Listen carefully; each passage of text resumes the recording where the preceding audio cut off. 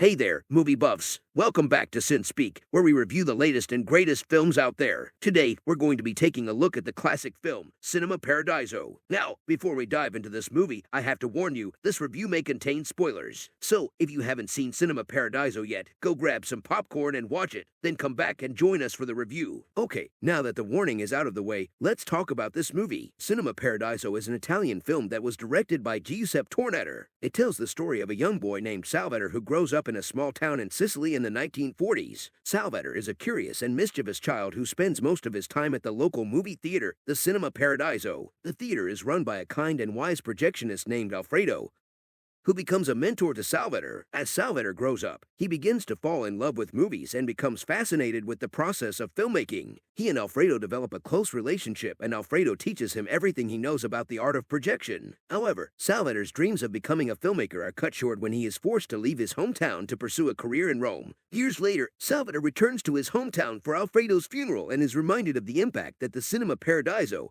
and Alfredo had on his life. He also learns of a secret that Alfredo had been keeping from him all these years, which adds another layer of emotion to the story. Now, onto the review. I have to say, Cinema Paradiso is a beautiful film. The cinematography is stunning, capturing the essence of small-town life in Italy in a way that is both charming and nostalgic. The score, composed by Ennio Morricone, is equally breathtaking and perfectly complements the visuals on screen. One thing that stood out to me about this movie is how it captures the magic of cinema. Salvatore's love for movies is infectious, and it's easy to get swept up in the excitement of watching a film. The scenes where Salvatore and Alfredo are projecting movies are some of my favorites, as they showcase the technical aspects of filmmaking in a way that is both fascinating and entertaining. But, for all its beauty and charm, Cinema Paradiso is not without its flaws. The pacing of the film is a bit slow at times and some of the subplots feel underdeveloped. Additionally, the film's treatment of women is a bit problematic, with female characters often serving as mere love interests for Salvatore. Despite these issues, however, Cinema Paradiso remains a classic for a reason. It's a film that celebrates the power of cinema and the impact that movies can have on our lives. It's a poignant reminder of the importance of holding on to the things that make us happy, even as we grow older and life takes us in different directions. Overall, I would highly recommend Cinema Paradiso to anyone who loves movies or is looking for a touching